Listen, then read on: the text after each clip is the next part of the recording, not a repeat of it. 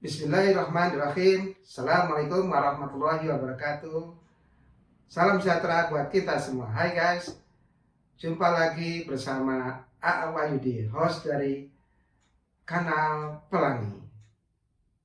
Bagaimana kabar para penggemar YouTube ini? Semoga yang sehat semakin sehat, yang sedang diuji sakit semoga diberi kesembuhan. Yang punya kewajiban utang piutang segera diberikan solusinya. Sebelum melangkah lebih jauh untuk membahas tema kali ini, gue ingin memberikan ucapan khusus kepada para bobotoh Persib Bandung yang sedang berbahagia karena tim pujaannya yakni Persib Bandung telah berhasil menjuarai 3-1 untuk musim kompetisi tahun ini. Ini berarti torehan yang ketiga kali berturut-turut atau disebut hat-trick untuk Maung Bandung. Bravo Persib, pertahankan tahun depan. Episode kali ini akan mengetengahkan hal-hal yang bersifat ekonomi negara, tapi tidak tertutup kemungkinan akan membawa dampak yang besar bagi keamanan dan stabilitas politik negara. Apa itu? Kok kesannya mengkhawatirkan dan gawat? Gawat adalah clue yang gue pakai dalam tema kali ini. Kita ketahui dalam peresmian Museum Ibu Marsinah di Nganjuk, Jawa Timur pada 16 Mei 2026, Presiden Prabowo Subianto sebagaimana biasa memberikan sambutan atau pengarahan. Saya yakin sekarang ada yang selalu entah apa, saya nggak mengerti. Sebentar-sebentar Indonesia akan kolaps, akan chaos, akan apa, ya kan? Rupiah begini, dolar begini, dolar. Orang rakyat di desa nggak pakai dolar kok, ya kan? Kontan pernyataan ini menimbulkan komen yang begitu sistemik, begitu gencar dari masyarakat, khususnya pengguna lini massa. Tentunya mereka yang paham terhadap pernyataan presiden ini. Sebagian menyatakan bahwa Pak Prabowo ini ngerti nggak sih masalah moneter? Mengerti nggak sih masalah bahaya dibalik turunnya nilai rupiah? Gue berpikir positif bahwa ia sedang memberikan suasana yang sejuk, tenang kepada masyarakat Indonesia. Tapi sebetulnya kondisi menyatakan seperti ini juga tidak terlalu bisa dibenarkan karena terkesan meremehkan situasi. Kita ketahui dari waktu ke waktu rupiah terus-menerus mengalami kemerosotan. Nah, apa implikasinya terhadap ekonomi Indonesia? Apa yang dimaksud dengan kenaikan kurs ataupun penurunan kurs rupiah terhadap US dollar? Dolar adalah kiblat bagi banyak mata uang di negara-negara di seluruh dunia termasuk Indonesia. Jadi nilai tukar rupiah selalu dibandingkan dengan US dollar. Semakin tinggi nilai dolar maka semakin banyak rupiah yang harus disediakan oleh APBN. Untuk apa saja disediakannya? Yang paling gampang adalah membayar utang. Dengan kenaikan nilai dolar otomatis semakin banyak rupiah yang harus disediakan oleh Menteri Keuangan Purbaya dalam mengganti dolar itu sendiri. Nah, langsung aja gue mulai pada poin-poin gawat. Gawat yang pertama adalah utang luar negeri Indonesia itu pasti atau mayoritas dalam dolar, sekalipun utangnya tidak kepada Amerika sebagai pemilik currency atau mata uang dolar.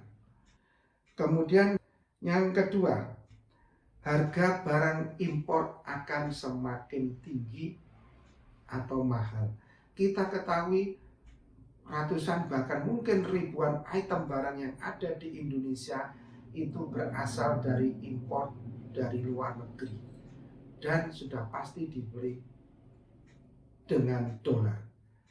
Yang paling gampang saja, kedelai sebagai bahan pembuat tempe. Tempe satu potong mungkin 2.000 atau mungkin maksimal 5.000. Tapi jangan dikira di sana juga terkandung dolar. Karena apa? Yaitu tadi bahan untuk pembuatnya dibeli secara impor dengan dolar. Jadi kalau Anda yang hanya bisa makan tempe, kemudian dibully temannya, lu kok makan tempe, jangan minder. Bilang aja, ini bernilai dolar. Memang kenyataannya seperti itu ya. Yang berikutnya, suku bunga akan naik. Nah ini terkait dengan erat atas depresiasi rupiah. Kalau suku bunga sudah naik, maka kredit pemilikan rumah, kendaraan, dan lain-lain sebagainya akan dinaikkan oleh otoritas penjaga suku bunga, dalam hal ini adalah BI. Nah, akibatnya semua kewajiban atau tanggungan masyarakat akan naik. Bisa dibayangin, kalau tempe naik, KPR naik, apa yang akan terjadi? Masyarakat akan semakin menjerit. Berikutnya, kepercayaan terhadap ekonomi Indonesia turun. Kalau sudah turun berarti akan mengganggu kestabilitan ekonomi Indonesia. Yang percaya atau tidak percaya itu tidak hanya investor dari luar negeri, tapi investor dalam negeri juga tidak percaya. Bayangin, kalau saya punya uang untuk invest di sektor tertentu, tapi udah nggak percaya terhadap pemerintah gue sendiri, apa jadinya? Nah ini yang harus dipikirkan oleh pemerintah. Terakhir, dari seluruh bahaya atau gawat-gawat tadi adalah waspadai chaos atau kerusuhan.